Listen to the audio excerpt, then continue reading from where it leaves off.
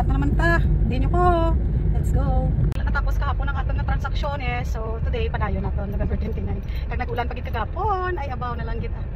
Nami lang hindi masyado damo tawo. Kapag tapos natin sa bangko, nagdiretso tas palengke na makal pag gulay kay wala ko bakal gulay kahapon. So tapos na diretso ta puli ano patabi kay maluto pa tawo. Hello, good morning. November 29. Tara, samahan ako magluto tayo ng ating ulam. Sabi pa tayo ng ating ahos. Na yung ating ahos, sunod natin ang ating kamatis. Saka yung ating beef.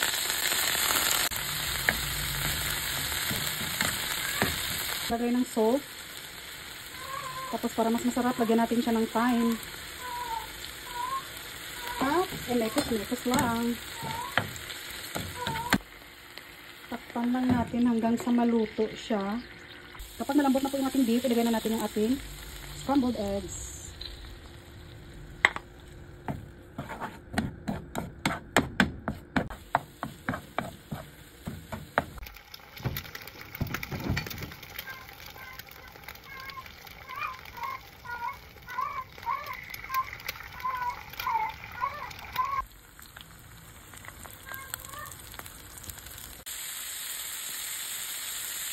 Hello, good morning! November 29.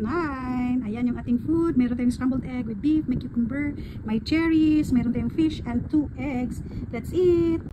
So tapos sa tasang transaksyon tano, araw 3:24 ang first meal naton. Kahapon nagtimad ko, kaya nagkaon ako egg sa balay, nagkaon pa ko sa KFC. Kay favorite ko man lang ang pan shots, kagang ilang ang Maki Roll. Dirty low carb ta kahapon. So this time, bawit ta. No, puro luto sa balay. November 29. Ayan yung ating food. Meron tayong cherries, naka-jackpot na bakal, isda, may eggs, may beef. Gigisa-gisa ko lang ng beef. Tapos kripahumok. Tapos nagawa na ang oil sang beef. Nibutan ko na scrambled eggs. Namit. Kailangan pa kumukon niya lang ang beef. Yummy. Pag favorite ko na gidang sunny side up. Kaya rin nga isda, arwa daw ni pangalan. Ang bot, ano ni refer sang taga KSS for you and for me. Namit daw. Tuod mong gid. Kapang itabi ko isda, nga barato. Kaya nga ako ng mga alaga dire. Hindi magkaon sang fields, arte. Nasana sila ginalutuan sila ni Papa Noy yung isda ba.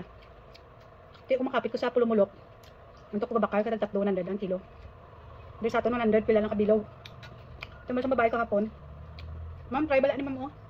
Na medyo crispy ba? Ang bayo, kasi ngantang ulo.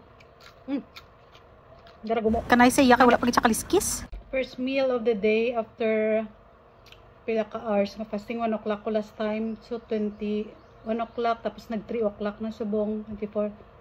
27 hours. After 27 hours, breaking the fast. Kagapon timad and now umad ako.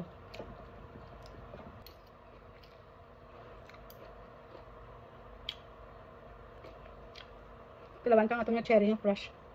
Ano ang sabor?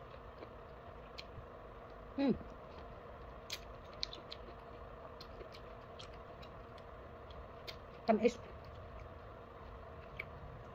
Tatlo lang ang ako naging ready.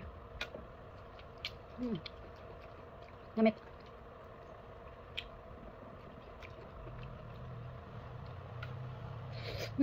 Juicy.